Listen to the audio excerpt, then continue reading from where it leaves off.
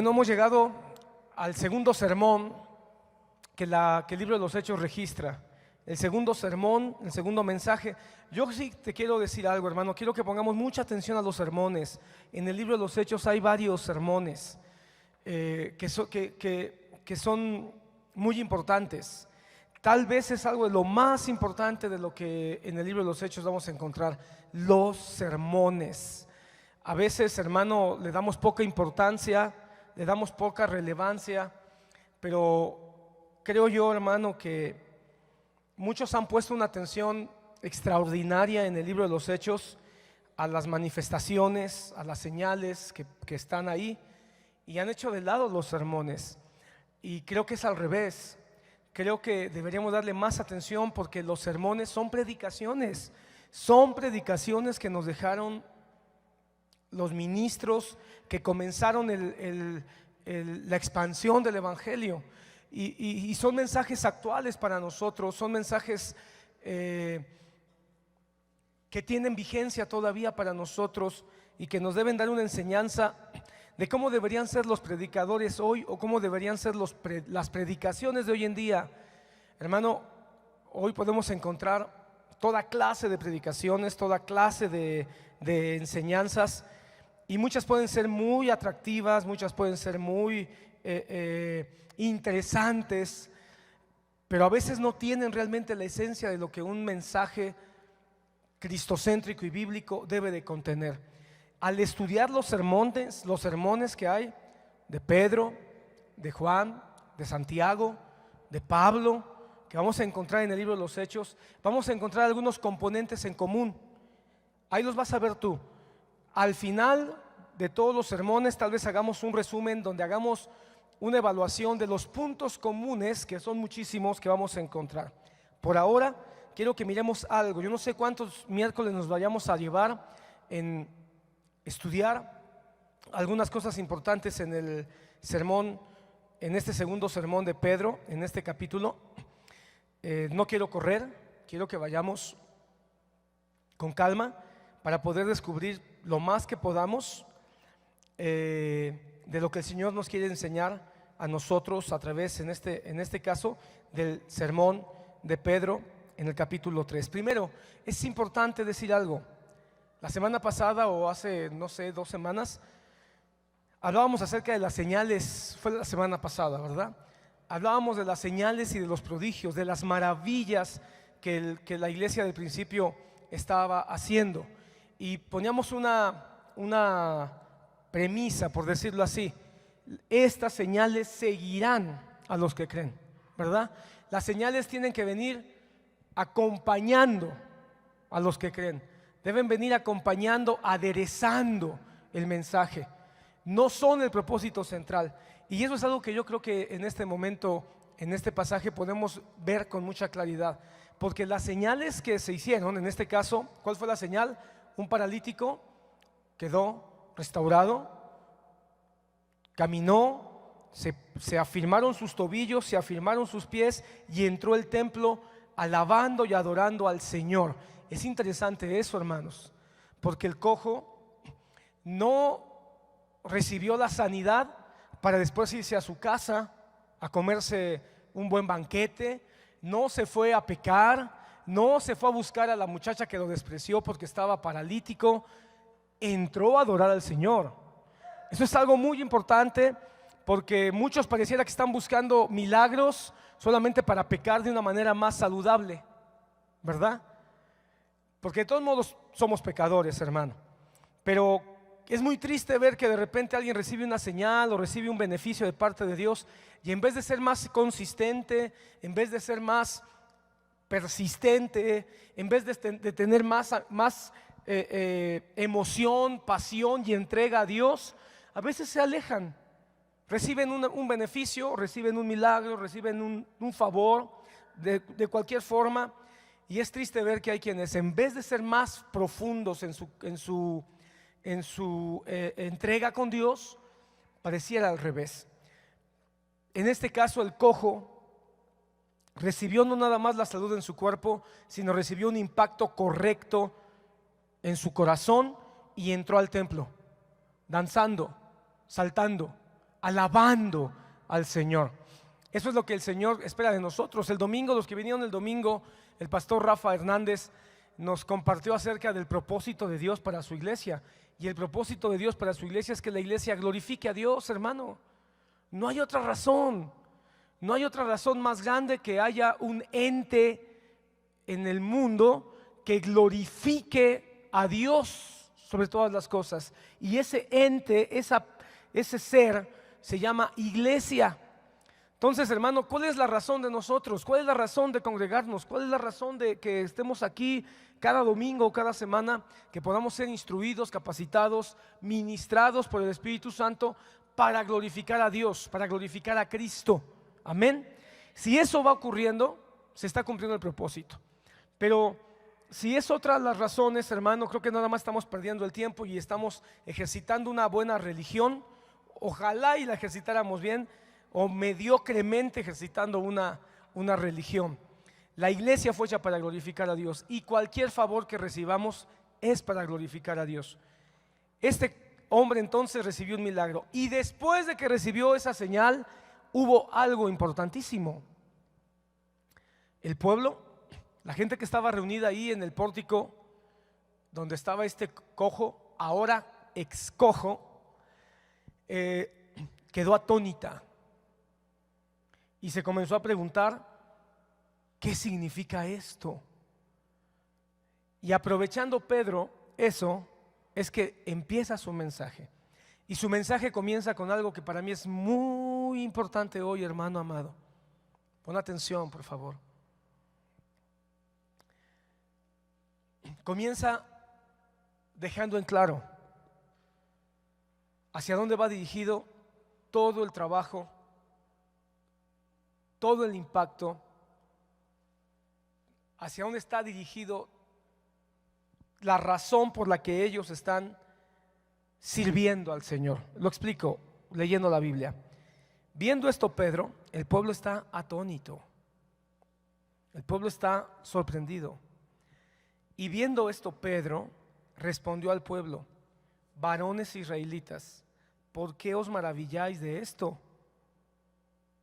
¿O por qué ponéis los ojos en nosotros como si por nuestro poder o piedad hubiésemos hecho andar a este?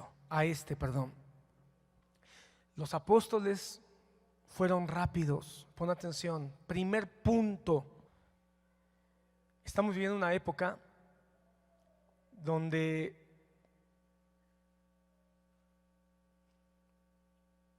vamos a mirar un mensaje que no es muy favorable para el ego de los ministros. En el sermón fueron rápidos para desviar la atención que se les estaba dando a ellos y remitir la atención a Dios. Popularidad, las habilidades en las diferentes áreas, se trata de traer esto a Dios. Es decir, en el mundo tienen rockstars, ¿verdad? Y la iglesia quisiera tener sus predicadores star, sus púlpitos star, ¿verdad? Y las grandes masas han hecho un gran daño. Estoy hablando de las grandes masas de gente que dice conocer a Dios. Pero ¿sabes dónde está el problema? En que tristemente los predicadores no hemos sido rápidos para desviar la atención. Porque Pedro y Juan lo primero que hicieron fue desviar la atención. Cuando la gente se quedó atónita y dijeron: ¿qué es esto? ¿Qué significa esta maravilla? ¿Y quiénes son estos que hacen estas cosas tan prodigiosas? Pedro y Juan fueron rápidos. Esa es una característica que vamos a encontrar en el libro de los Hechos. Fueron rápidos para desviar la atención y decir: hey, calmados, tranquilos, no avienten palmas a los pies de los predicadores, no avienten flores a los pies de los que les predican, no quemen incienso a los que traen el mensaje. No hagan eso. No se maravillen por lo que los ministros hacen. No piensen que son los ministros. No piensen que son los que hablan del evangelio o los que hacen las oraciones a favor del pueblo. Entonces, hermano, primer cosa importante en el sermón de Pedro, y que lo encontramos, hermano, Pablo hizo lo mismo con la mujer aquella que decía: estos son hombres de Dios. Pedro se rasgó las vestiduras cuando dijeron que él era Saturno. ¿Quién? Júpiter, Mercurio. Se rasgó las vestiduras diciendo: no, es Cristo el que lo está haciendo. Entonces, hermano, cuando el pueblo echó a pelear a Apolos y a Pablo, ahí en 1 Corintios capítulo 1 y 2, capítulo 3 aún, y empiezan a echar a pelear a Pablo y a Apolos diciendo: yo soy de Pablo, yo soy de Apolos, yo soy de Cefas. Pablo tuvo que venir a decirle: tranquilos, ¿no somos nosotros simples mortales? Mira, quiero que busques ese texto, me parece que es importante que lo leamos tal como lo dice. Y ahorita regresamos. 1 Corintios capítulo 3.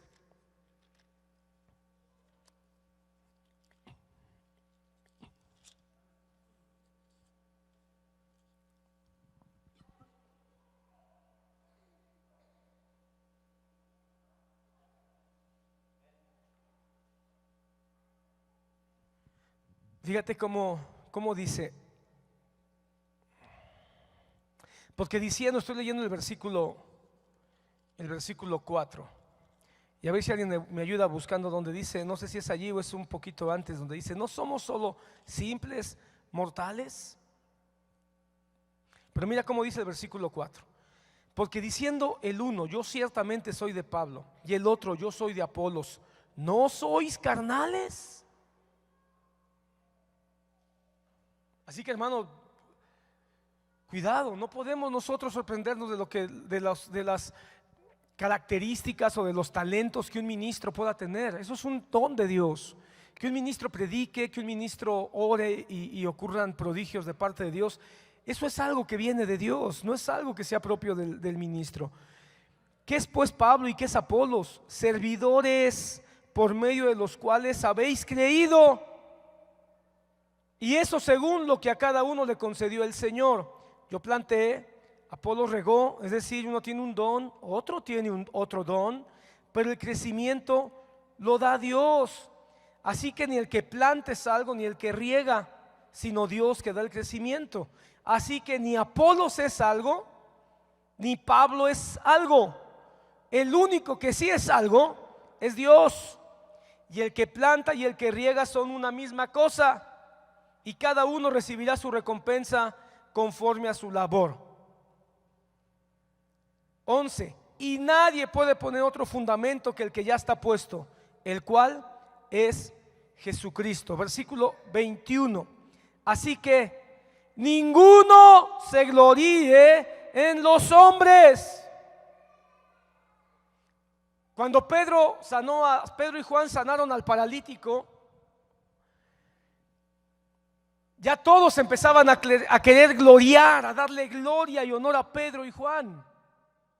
Porque vieron que Pedro oró, que Pedro le dijo: levántate, que Pedro lo tomó de la mano y los pies del paralítico se afirmaron y el otro hombre entró saltando. Y mira lo que es lo paradójico. El paralítico soltó a Pedro y entró a adorar a Dios.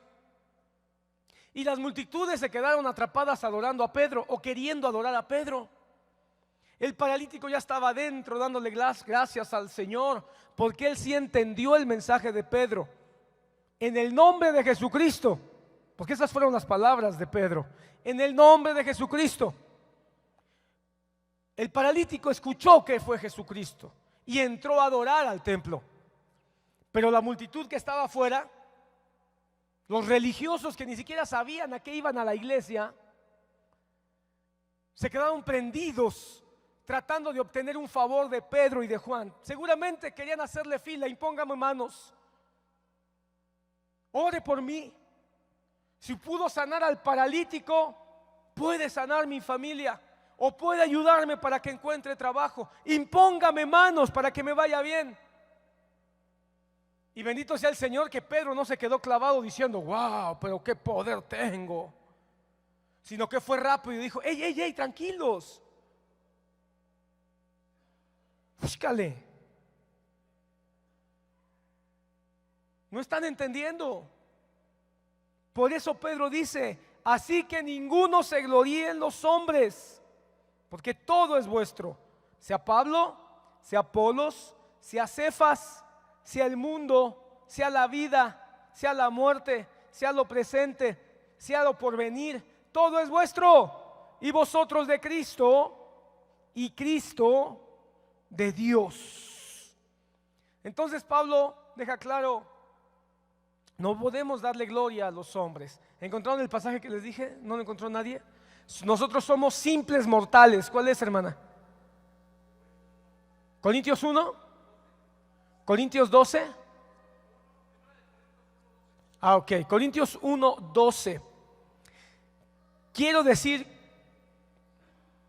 Corintios 1, 12. No. 3, 4. No, pero ese ya lo leí. Hay uno que dice: nosotros solo somos hombres mortales. Bueno, si nadie lo encontró, busquémoslo después con más calma.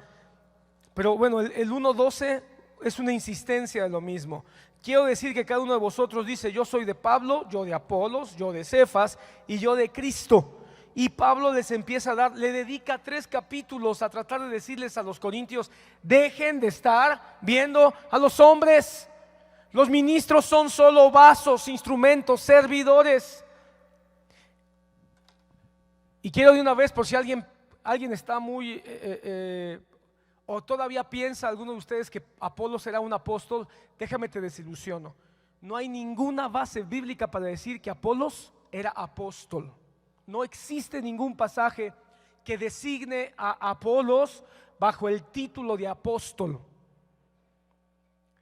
¿Era un enviado? Sí. ¿Era un mensajero de parte de Dios? Sin duda. Pero digo esto, hermano, porque algunos dicen: es que aquí están echando a pelear a las coberturas, a los apóstoles. No existe ningún pasaje que diga directamente que Apolos era apóstol. Más bien dice que era un hombre, un predicador, que tenía una gran habilidad para disertar la palabra de Dios. Eso es lo que dice de Apolos.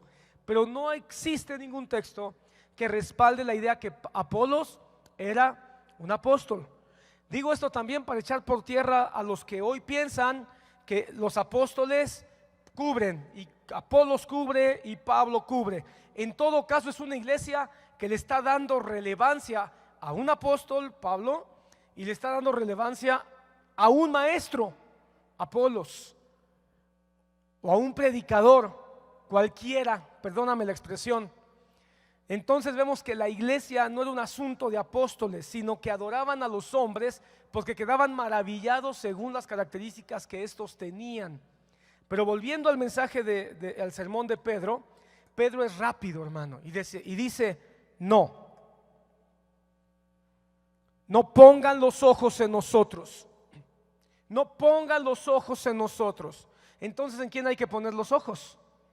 Jesucristo. Hebreos dice: puestos los ojos en Jesús, el autor y consumador de la fe. Entonces, hermanos, nosotros no debemos de poner los ojos en los hombres, nunca más. ¿Qué son entonces los pastores? ¿Qué son entonces los ancianos? ¿Qué son entonces los evangelistas? ¿O qué son entonces los predicadores? Lo que dijo Pablo: ministros de Dios a favor del pueblo, ministros de Dios para instruir, para capacitar, ministros de Dios para ministrar la palabra, para ministrar el favor de Dios. Pero el Espíritu Santo usa a quien Él quiere, como Él quiere. ¿Qué le debemos nosotros a los ministros? Les debemos respeto, les debemos honor, pero nunca adoración, ni tampoco devoción. La devoción es para el Padre, la adoración es para Cristo. Los ministros tienen una autoridad, por supuesto. Los ministros son una autoridad, y como autoridad deben de tener honra, y deben ser tomados en cuenta, porque lo dice Pablo, ya no lo leímos, pero Pablo dice: ¿qué son entonces los ministros? Servidores de Dios y administradores de sus misterios. Corintios capítulo 3. ¿Qué son entonces los ministros? servidores de Dios y administradores de los misterios de Dios.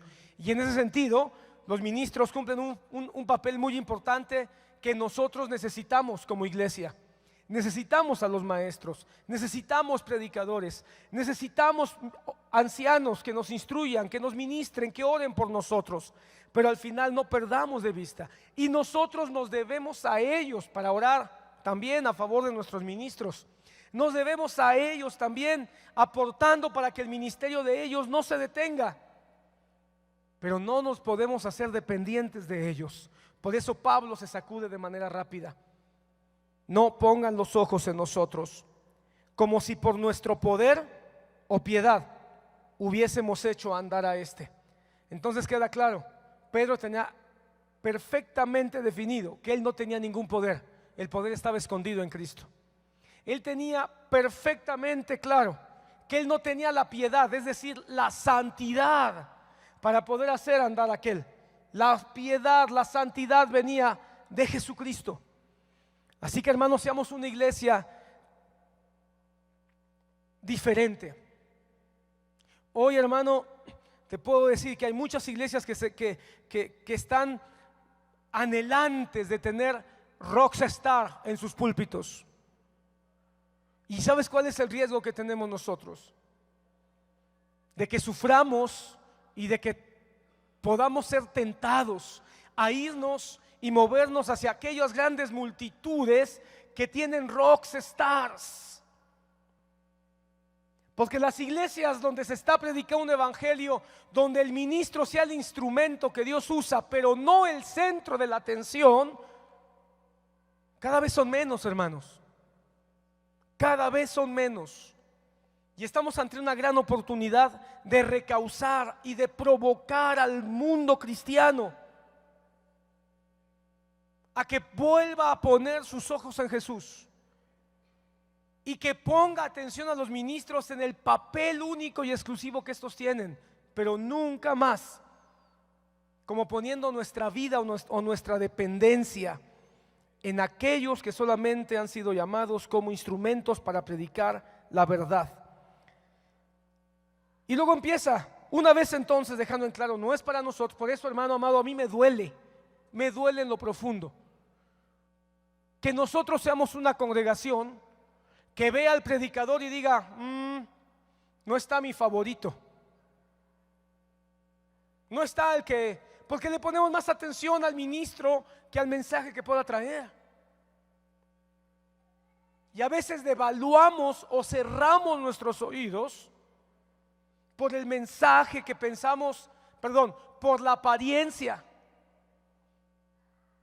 o porque no lo conocemos. Yo a veces ni lo conozco, quién sabe quién sea. En vez de que abramos nuestro corazón, porque en algún momento la palabra, no importa la forma, Dios puede traer el mensaje necesario para nuestras vidas.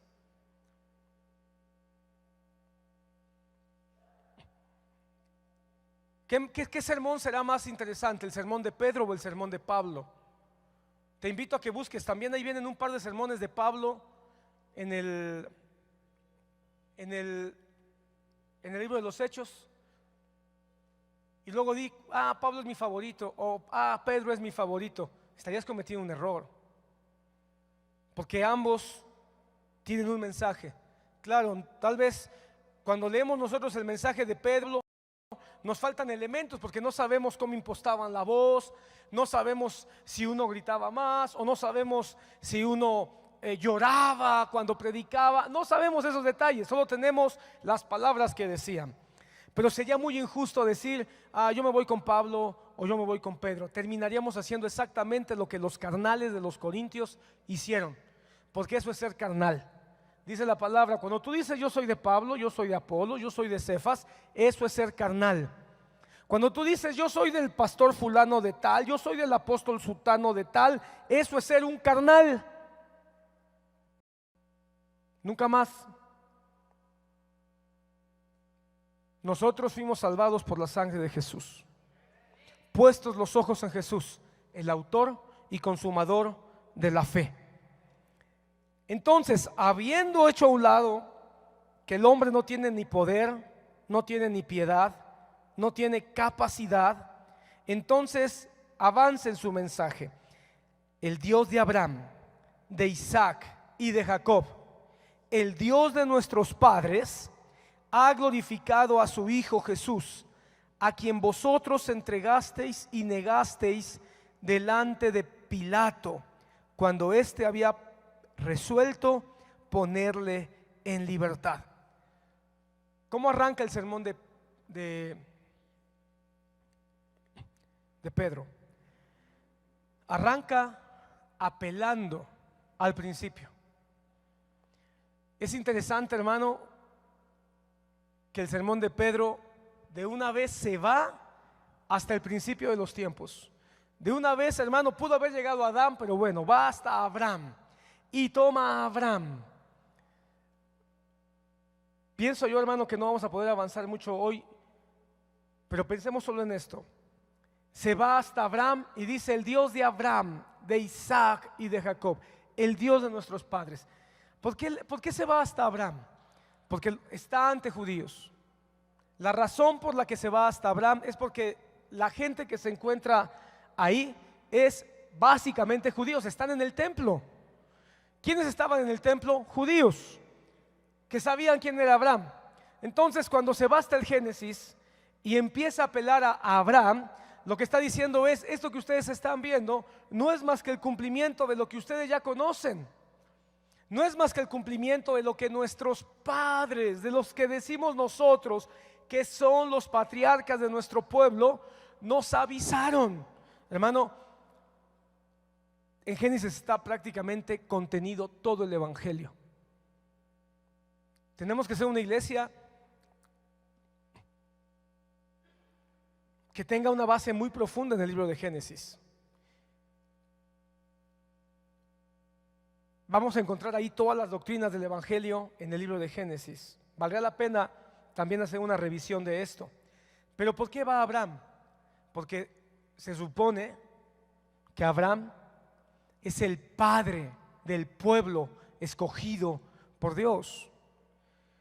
Se supone que Isaac y Jacob son los descendientes del cumplimiento de la promesa que Dios le hizo a Abraham, cuando le dijo: de ti me saldrá la descendencia, de ti me será dado un hijo, de ti tomaré para ser un pueblo escogido para mi delicia. En ti, Abraham, serán benditas todas las familias de la tierra. Entonces, hermano, lo que está diciendo es: la promesa que nosotros esperamos y que le fue dada a Abraham, esa promesa nos ha llegado a nosotros. Entonces, hermano, qué interesante, hermano, que Pedro apela al Antiguo Testamento, apela hasta Abraham. Quiero que notes que no va con Moisés, no está yendo a la ley todavía. Más adelante menciona a Moisés, pero antes dice: entiendan, esto que nosotros estamos mirando no es la ley todavía, es todavía anterior a la ley. Vámonos más lejos de la ley. No estamos en un asunto donde tengamos que regirnos por la ley. Tenemos que ir al Padre de la fe, tenemos que ir al Padre de la gracia, tenemos que ir al Padre de la promesa. Nosotros somos un pueblo que decimos que tenemos la promesa, pues esa promesa no es falsa, esa promesa no está incumplida. Si ustedes, judíos, piensan que esa promesa, ¿cuándo se va a cumplir? Quiero decirles que están siendo testigos del cumplimiento de la promesa de Dios. Por eso se va hasta Abraham.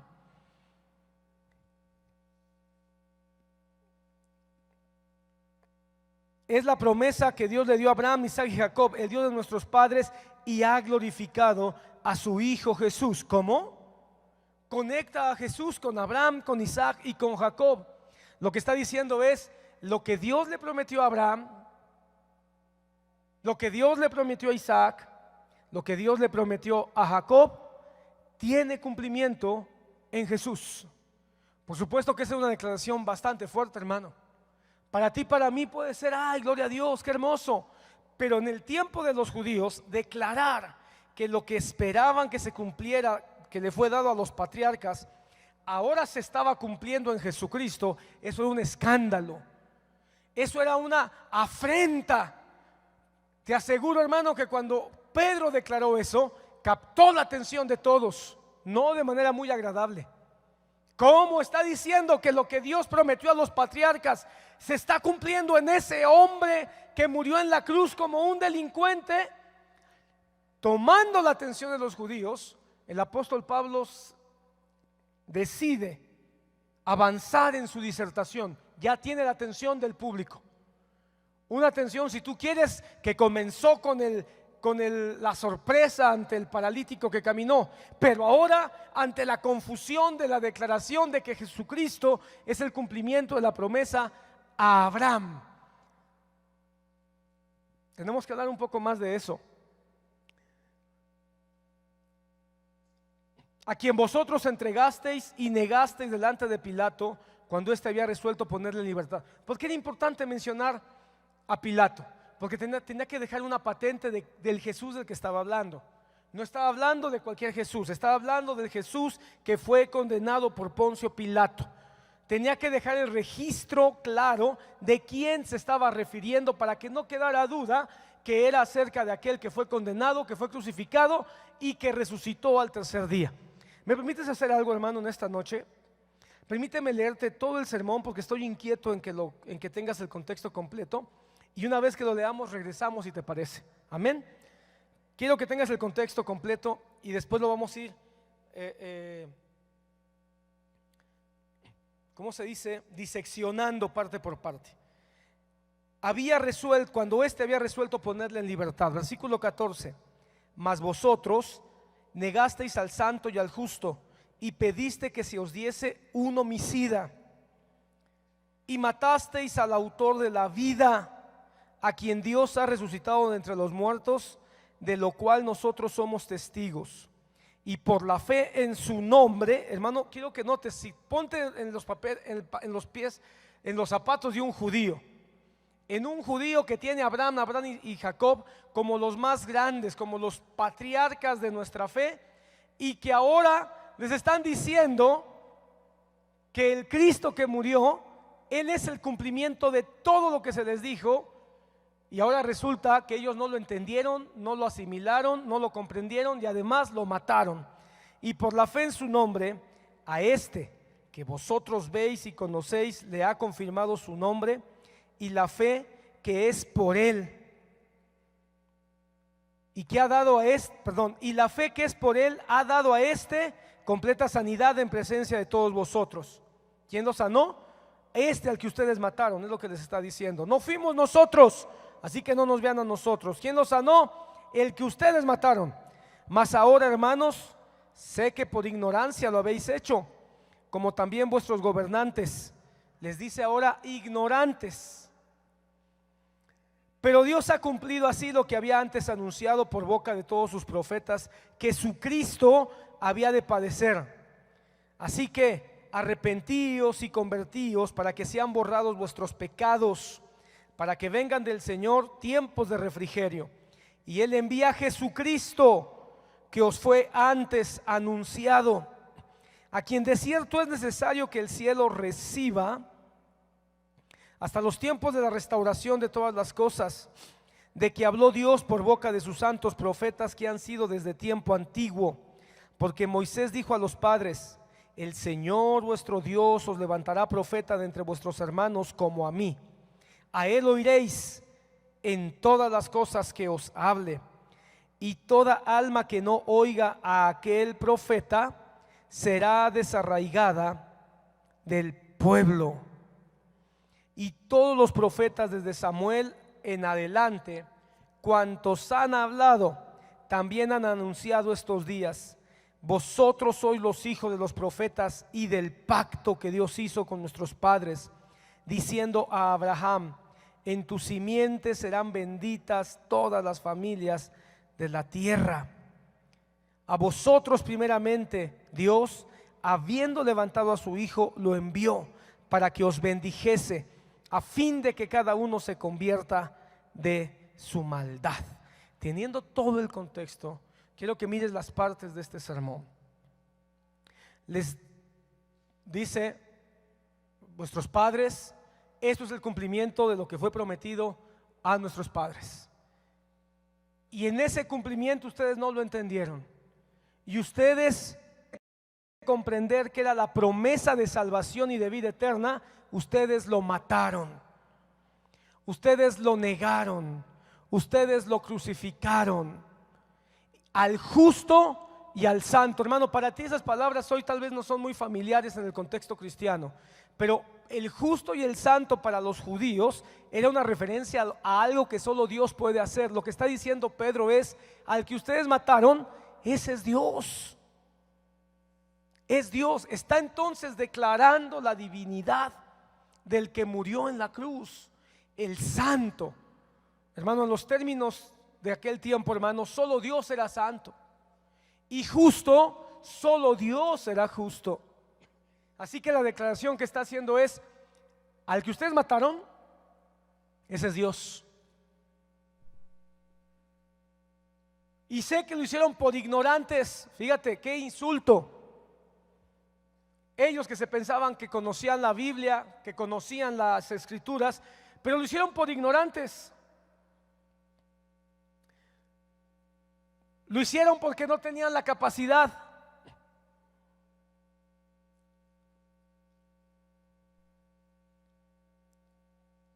Y también vuestros gobernantes. Pero este hombre al que ustedes mataron fue o es el que todos nuestros profetas anunciaron. Quiero llegar aquí, hermano, porque esto es muy importante. Tal vez aquí está el mensaje de esta noche. Este al que ustedes mataron fue anunciado por todos los profetas, por boca de todos los profetas. Y estos anunciaron lo que Cristo había de padecer. Pon atención, hermano, tal vez esto te parece muy simple, pero lo que está diciendo Pedro es: al que ustedes mataron, ese era Dios, el justo y el santo. Y al que ustedes mataron era el Cristo que los profetas anunciaron. Ustedes son ignorantes. Y tal vez la pregunta que ellos hicieron: ¿por qué nos dice ignorantes si nosotros tenemos a Abraham, tenemos a Moisés, conocemos la ley? Son ignorantes porque teniendo las Escrituras no las saben leer. Teniendo las Escrituras no saben para qué les fueron dadas las Escrituras. Teniendo a los profetas no saben para qué tienen a los profetas. Y la única razón por la que los profetas fueron dados es para que ellos hablaran del Cristo. ¿Y quién era el Cristo? El Salvador. ¿Quién es el Cristo? El que va a cumplir toda la ley. ¿Quién es el Cristo? El que va a salvar a su pueblo de sus pecados. ¿Quién es el Cristo? El único medio por el cual podemos acceder a Dios, al Padre. ¿Quién es el Cristo? Dios hecho carne. Y ustedes son unos ignorantes, porque cuando ustedes leen la Biblia o cuando ustedes leen las Escrituras, cuando ustedes leen a los profetas, solamente están buscando cómo satisfacer su conciencia religiosa, cómo tranquilizar su conciencia religiosa, o cómo poder obtener algún tipo de beneficio a su conveniencia. Pero no han entendido que la única razón por la que los profetas fueron dados es para que ellos nos hablaran de Cristo, de sus padecimientos y de su gloria. ¿A qué nos fueron dados los escritos de Moisés? Hay quienes estamos leyendo la Biblia en el Antiguo Testamento y pensamos que el Antiguo Testamento nos fue dado. Unos piensan que para asustarnos, otros piensan que nada. Si tú no lees el Antiguo Testamento para encontrar el propósito de Cristo y el cumplimiento del plan de Jesucristo, vas a terminar, hermano, inventando situaciones o tratando de vivir la ley, que es lo que han estado haciendo los que judaizan.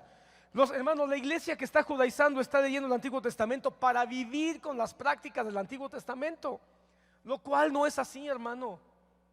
Por eso siguen haciendo fiestas, se siguen poniendo kipá, siguen poniendo objetos, y muchos hermanos están haciendo herejías del Antiguo Testamento porque no están buscando a Jesús. Hermano, en el Antiguo Testamento tú tienes que encontrar a Jesús, tienes que encontrar a la iglesia y tienes que encontrar a Satanás, porque esa rivalidad, hermano, es una constante. Génesis capítulo 2 es la constante en toda la Biblia. Dios queriendo tener una relación con su iglesia y Satanás, es decir, el serpiente, tratando de estorbarlo. Esa es la historia. Y Dios dando un medio, hermano, para proteger y salvar a su iglesia. Porque la iglesia ignorante, la iglesia deficiente, la iglesia que no le pone atención o pasión a su relación con Dios, termina escuchando al enemigo. Y escuchando al enemigo termina pensando que es más importante su placer, su satisfacción. Y quiere comer del árbol de la ciencia del bien y del mal para que le dé solo placer. Y una vez que piensa que está buscando placer, se da cuenta que termina peor que antes. Y entonces termina en una situación de depresión, de angustia, de miedo, de soledad. Y tiene que intervenir Dios y tener que matar un cordero para cubrir sus vergüenzas. Ese es el plan de Dios, hermano. Desde el Génesis 1 está el plan de la redención. Desde el Génesis 2 está el plan de la redención. Y mira, una vez más, pasa al capítulo siguiente y vemos a Caín y Abel. Dios queriendo tener relación con su iglesia, diciéndoles: denme una ofrenda. Dios queriendo relacionarse, Cristo queriendo relacionarse.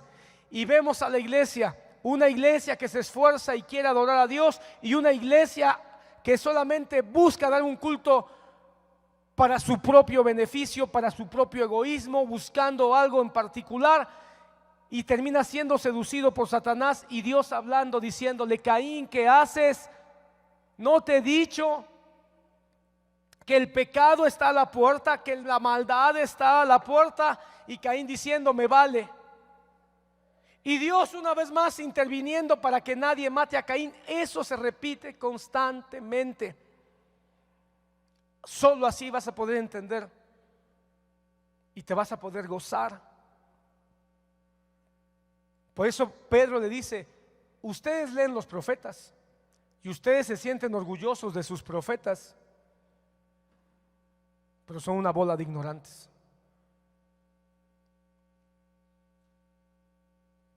Por eso, hermano, es muy triste y muy peligroso escuchar doctrinas que se están haciendo del Antiguo Testamento, hermano, y que le dan más relevancia. Te voy a platicar una intimidad.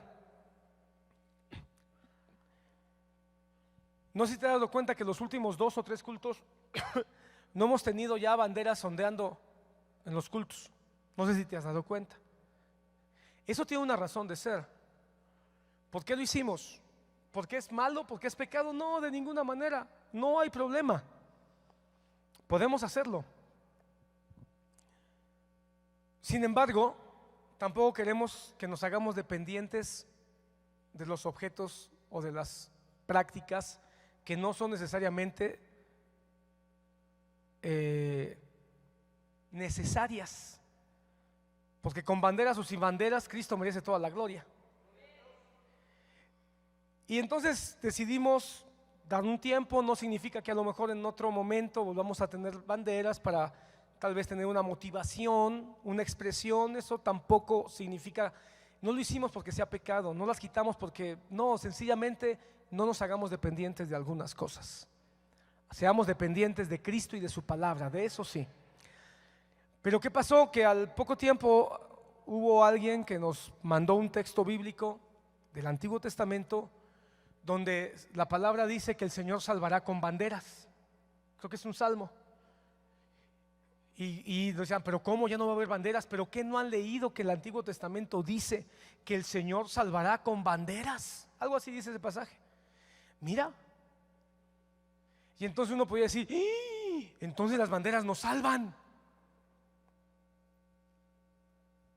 ¿verdad? Pero cuando uno lee que Jesucristo fue el pendón, ¿y eso dónde está? Está en el Antiguo Testamento. Dice que el Señor levantará un pendón a favor de su pueblo. Si somos tan ignorantes para pensar que está hablando de una bandera, nos vamos a quedar atorados ahí y vamos a llenar toda la iglesia de banderas, porque las banderas nos van a salvar.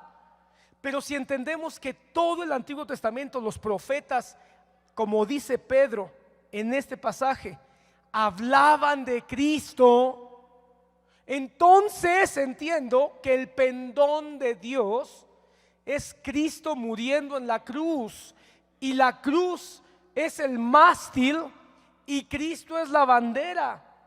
Y cuando esto lo conecto con un pasaje que se me viene a la mente ahí en Cantares, cuando dice, su bandera sobre mí es el amor, y yo leo que de tal manera amó Dios al mundo que dio a su Hijo unigénito, entonces yo miro que la expresión más grande del amor es Cristo muriendo en la cruz del Calvario.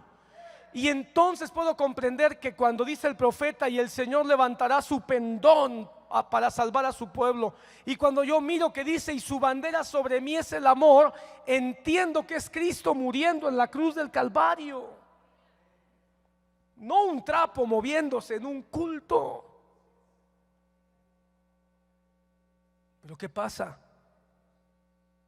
Que somos ignorantes y leemos los profetas pensando que solo hablan de juicios y que solo hablan de eventos del futuro y que solamente, no sé, hablan de cosas que uno debería de hacer.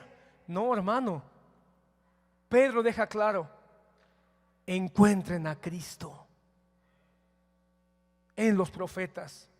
Desde Samuel dice, bueno, antes menciona a Moisés, desde Moisés y desde Samuel hasta el último de los profetas. Versículo 22 dice, Moisés dijo a los padres, el Señor vuestro Dios os levantará profeta de entre vuestros hermanos como a mí. A él oiréis en todas las cosas que os hable, y toda alma que no oiga a aquel profeta será desarraigado de la tierra. Está citando a Levítico.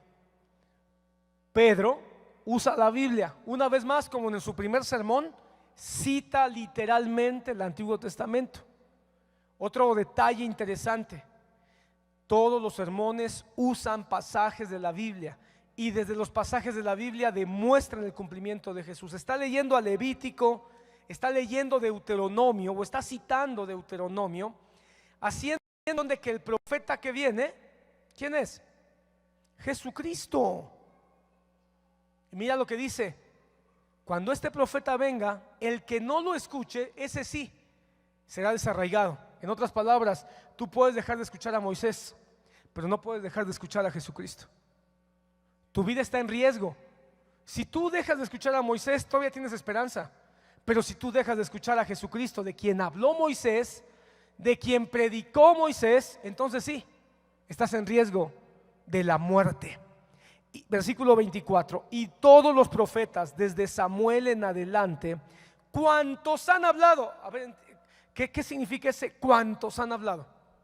¿Qué significa? Todos, es decir, no hay uno, el que tú me digas. Casi Pedro está diciendo, el que tú me digas, te demuestro, el que tú me digas que habló de Jesús. Mencióname uno. Te voy a demostrar que habló de Jesús.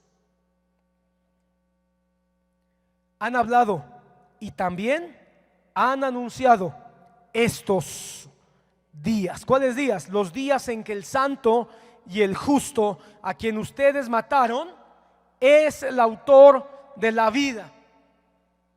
Así que, hermano amado, antes de terminar en este día el mensaje y dejar pendiente un análisis tal vez un poco más estructurado del sermón de Pedro, quiero dejarte en tu corazón, no leas más la Biblia como que si fuera un libro solo con temas interesantes. Hay quien busca en el Antiguo Testamento pasajes oscuros, pasajes extraños, y aunque puedan tener un segundo o tercero o cuarta o quinta posible interpretación, para nosotros de nada nos valen esas cuartas o quintas interpretaciones si no tenemos claro que hablan de Jesús.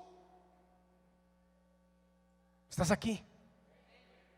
No podemos darnos el lujo de leer la Biblia sin encontrar a Jesús. Hermano, cuando tú encuentras a Jesús en todas las escrituras, terminas enamorándote más de Jesús, porque ves cómo su obra fue anunciada, fue preparada, fue detallada desde Abraham hasta Moisés, pasando por todos y cada uno de los profetas. Y entonces vamos a ser librados incluso de herejías. tratando de justificar otra. ¿Sabes cuál es el mayor error que se ha hecho en muchos años? Leer la Biblia de manera directa. ¿Cómo es esto? Que leo un pasaje y trato de buscar la aplicación directa así de la Biblia hacia mí. Eso es muy peligroso, porque cuando tú lo interpretas así, hermano, puedes terminar justificando, hermano, casi cualquier cosa. Casi cualquier cosa. Señor, háblame en tu palabra. Y como tú no estás buscando a Cristo y estás buscando yo no sé qué cosa, a lo mejor puedes terminar interpretando un pasaje como un juicio a tu vida y terminar agobiado, terminar angustiado porque terminaste leyendo un pasaje que habla de un juicio horroroso. O al contrario, puedes terminar esperanzado y decir: ay, el Señor me dijo en su palabra, en el profeta Oseas, me prometió que me va a dar. Y entonces tú estás leyendo la palabra pensando que ¿tú crees que el propósito de la palabra es hablarte de manera directa a ti? No, hermano. No. La palabra de Dios no fue escrita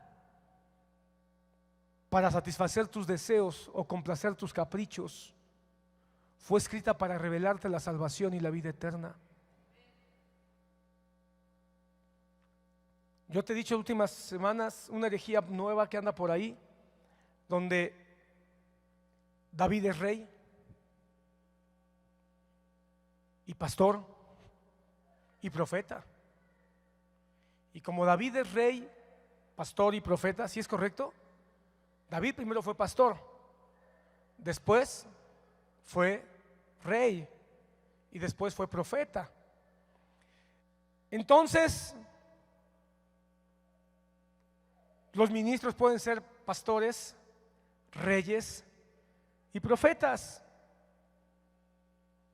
Pero resulta que David, pastor, y entonces los pastores, todos los pastores nos apuntamos ahí, ¿verdad? Es que yo soy pastor como David. Y si David es pastor, también yo puedo ser rey. Y si soy rey, también soy el profeta del pueblo, ¿verdad? Y si este pastor, rey, profeta tuvo 7 mujeres, pues entonces yo, pastor, rey, profeta, puedo tener 7 mujeres. Y si hubo otros reyes que la Biblia menciona que tuvieron más mujeres, pues yo también puedo tener más mujeres siempre y cuando las pueda mantener. Esa es una herejía, hermano. Pero ¿sabes cuál es el problema? Por leer la Biblia de manera directa. Dime quién puede decir que es pastor, rey y profeta, a menos que se refiera a aquel que dice que por causa de mujer se hizo pastor. ¿Quién es ese? Ese es Jesús, hermano. Por causa de su iglesia, de donde va a tomar su esposa, él vino como pastor. ¿Quién es pastor, rey? Sino aquel de quien dice la palabra que fue constituido como rey de reyes y señor de señores. ¿Y quién puede ser pastor, rey y profeta? Sino aquel de quien habla Moisés aquí. Vendrá un profeta que si no prestan atención serán desarraigados. En Jesús se cumple el rey, el pastor, profeta, rey. Cuando yo como pastor quiero leer la Biblia de manera directa, voy a terminar justificando esa herejía. Y entonces le voy a decir a la iglesia: yo soy su pastor, pero también soy su rey. Y también soy su profeta, así que escuchen mi voz, porque yo soy la voz de Dios para ustedes. Y como a la gente le encanta la idolatría, van a terminar poniendo sus ojos en su pastor, rey, profeta. Y si su pastor, rey, profeta tiene 7 mujeres u 8 o 10, pues va a decir: es que él es nuestro pastor, rey, profeta. Así no se debe leer la Biblia. Pero cuando nosotros vemos que la Biblia tiene que pasar primero por Cristo o por su iglesia, y encontramos que en Cristo está revelado en las Escrituras, está escondido en todo el Antiguo Testamento, y entonces yo veo que Jesús es el pastor de pastores, el buen pastor. El buen pastor da su vida por las ovejas, declaró Jesucristo de sí mismo. Mi hermano, Jesús mismo declaró esto.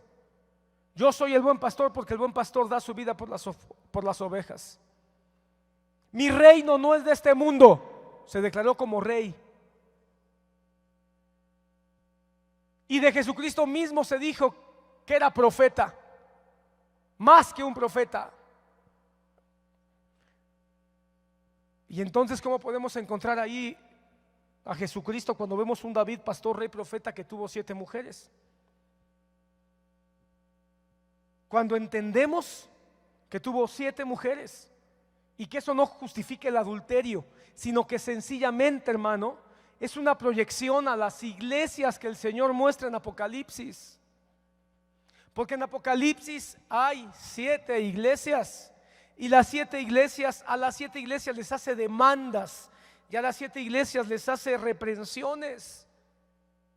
Entonces entendemos que hay solo una proyección imperfecta de algo perfecto. Algo imperfecto terrenal que proyecta algo perfecto a nivel espiritual, y entonces se anula toda posibilidad para que cualquier pastorcito de cuarta se autoproclame rey y profeta y se justifique el tener mujeres. Mira, hermano, cuando vemos Ezequiel capítulo 1 y vemos ahí lo que está ocurriendo, cuando nosotros vemos la Biblia de manera directa, quedamos tan confundidos que terminamos diciendo: ahí hay una nave espacial, ahí hay un ovni, una nave espacial, y hay un montón de extraterrestres, de alienígenas. Pero esa es una interpretación así directa, pero la Biblia no se debe leer así. Sin embargo, cuando lo pasamos primero por Cristo, nos vamos a encontrar con que esa imagen tan extraña que vio Ezequiel es una referencia directa al Cordero de Dios que se encuentra en medio de la gloria del Padre, y que es un reflejo de la gloria venidera en Cristo Jesús al final de los tiempos, mostrando incluso las 4 proyecciones de su carácter en los 4 evangelios. Por eso, hermano, es muy peligroso leer la Biblia sin poner a Cristo en el centro, sin poner la iglesia y sin entender que hay un enemigo constante que siempre va a tratar de estorbar la obra del Señor. Pero volviendo y cerrando el tema, Pedro les dice: ustedes son ignorantes, porque en vez de buscar al Cristo en los profetas, han leído los profetas y han interpretado cualquier tontería. La más grande gloria es encontrar a Cristo revelado en todo su carácter, en todo su plan, en toda su gracia en los profetas. Eso le va a dar sentido y nos va a dar realmente una comprensión de cuál es el propósito de Dios para nosotros, solo y solamente a través de Jesucristo. Termino, versículo 25. Vosotros sois los hijos de los profetas y del pacto que Dios hizo con nuestros padres, diciendo a Abraham: en tus simientes serán benditas todas las familias de la tierra. Quiero terminar con este pensamiento. Cierro mi Biblia. Vamos a regresar, no hemos terminado con el capítulo 3, pero quiero terminar con esto. Si te diste cuenta, Pedro comienza hablando de Abraham, de ahí se va con Moisés y después menciona a todos los profetas y concluye con una sola cosa: desde Abraham, por Moisés y los profetas, todo ha sido para dar a conocer un pacto. Y ese pacto que le fue dado a Abraham tiene cumplimiento en Jesucristo. Y todo aquel ahora que esté en Jesucristo va a poder disfrutar del pacto que desde el principio Dios prometió para su pueblo. Y entonces alguien dirá: ¿y todos los pactos que se hicieron fueron solamente el ensayo imperfecto del pacto perfecto que iba a venir? Porque todos los pactos fallaron. Hermano, ponme atención aquí, termino ya, ponme atención. Esto quiero que sea un puente. Tú sabes que Dios hizo un pacto con ¿quién fue el primero? Con Adán. Luego hizo un pacto con Noé. Luego hizo un pacto con Abraham. Luego hizo un pacto con Moisés. luego hizo un pacto con David. No sé si por ahí me falta alguno, creo que sí. A todos estos les habló de un pacto. ¿Tú crees, hermano, que el Señor hizo el pacto con Adán y después se descuidó y se dio cuenta que no fue tan bueno este pacto? Y entonces mató a toda la generación, levantó a Noé, salvó a su familia y dijo: este pacto sí es el bueno. Pero se le volvió a descomponer, y entonces con Abraham dijo: lo que hice con Noé no sirvió para nada, ahora este es el bueno. Y así se fue el Señor. No, hermano, siempre tuvo en mente un solo pacto perfecto. Y todos estos solamente fueron modelos para mostrarnos el pacto perfecto. Pero desde el principio ha habido un solo pacto. ¿Por qué digo esto, hermano? Porque pensamos a veces que nosotros estamos en el nuevo pacto, y sí, ciertamente es un nuevo pacto, pero pensamos que este pacto apenas se le ocurrió a Dios cuando envió a Jesucristo. Y este pacto, este sí le salió bien. Hermano, eso es quitarle omnisciencia a Dios, es quitarle omnipotencia. Eso es decir que Dios se equivoca, y Dios y su palabra es inerrante, no hay error. Quiere decir que todos los pactos no es que Dios estuviera ensayando. Dios estaba mostrando que no iba a ser nada perfecto hasta que viniera Él mismo a cumplirlo. Pero nosotros somos herederos del pacto desde el Génesis 3:16, hermano. Desde ese pacto, más bien, en vez de que miremos 7 pactos en toda la Biblia, deberíamos de ver el avance de un solo pacto, que cada vez se va haciendo como que se va mostrando, se va como que insinuando. Y entonces el pacto de Génesis 3:16 empuja a un solo pacto, que con Noé nos insinúa el pacto, y con Abraham nos insinúa el pacto, y con Moisés nos habla de ese pacto, y con cada uno, con David de la misma manera, hasta que entonces viene Pedro y dice: esto es el cumplimiento del pacto.